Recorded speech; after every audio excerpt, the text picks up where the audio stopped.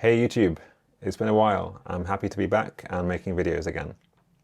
One thing I'm doing right now is rebuilding my Alexander Technique course, and one of the modules in that is tentatively called Quickening the Conscious Mind, which comes from a quote from F.M. Alexander, where he said, "The center and backbone of my theory and practice, upon which I feel I cannot insist too strongly, is that the conscious mind must be quickened." Now, quickened is a now slightly old-fashioned way of saying to make more alive. We see it in the Bible in the line to judge the quick and the dead. So it just means to enliven. And this is important because when our minds are enlivened, and I'll talk about what that means shortly, first of all, we enjoy ourselves much more because we're much more here to experience the world.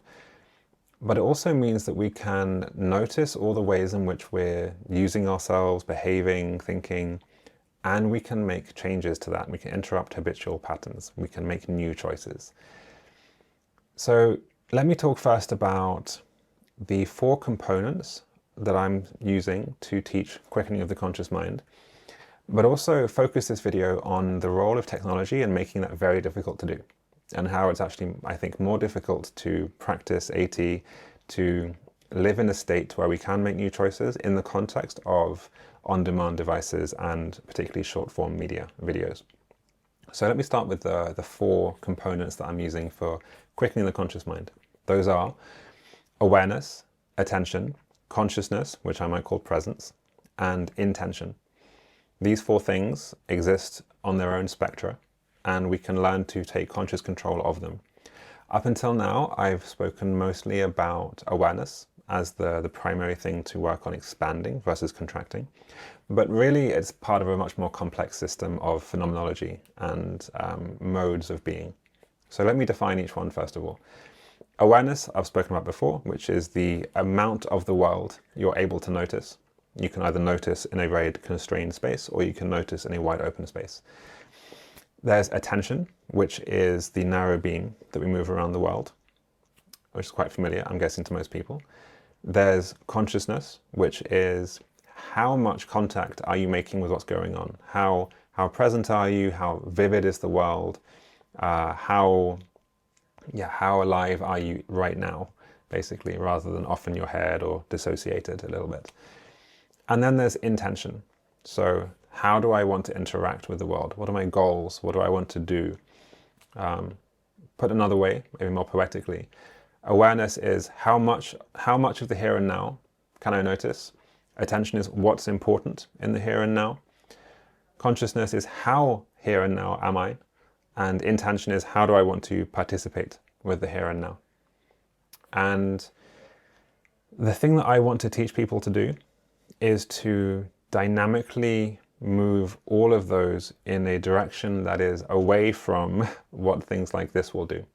So what I want is to show people an expanded awareness, an unfixated attention, a more vivid, enlivened consciousness, more here and now, and a clearer intention, knowing what you want and being able to organize yourself to go after it.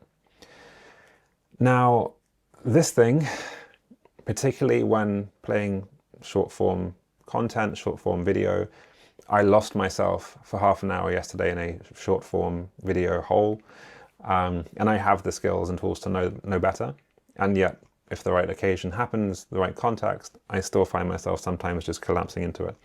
So what this does is it fixates attention. I'll demonstrate. It fixates attention. It contracts awareness.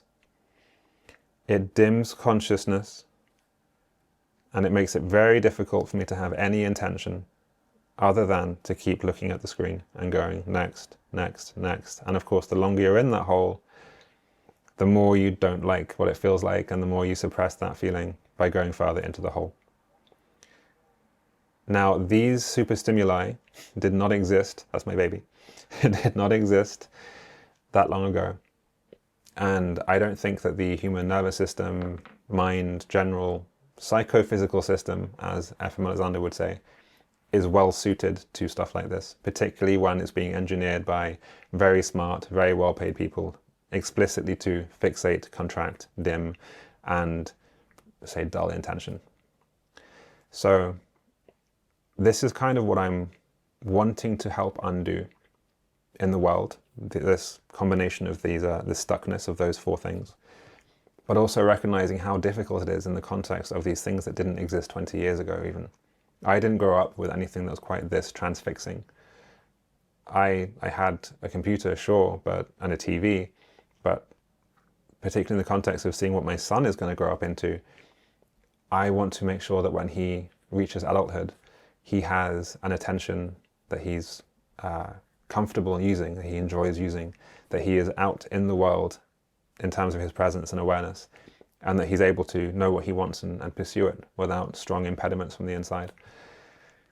And this is, I think, what I want to offer the world, at least for now, is helping to undo some of the damage and come back to a sense of aliveness, using those four things as a lens. There's other stuff that I will talk about, of course, but yeah, that's what I'm seeing as being important right now. If you've made it this far in the video, thank you. You're only watching it because you know who I am already, so I appreciate you being here. And I want to let you know that I will be making videos again now regularly. I have a lot of backlog of ideas that I want to get out into the world, and video feels really alive right now. And for those of you who have taken my course, there's an update coming. Hopefully this new module will be launched in the next few weeks. Thanks for watching. See you next time.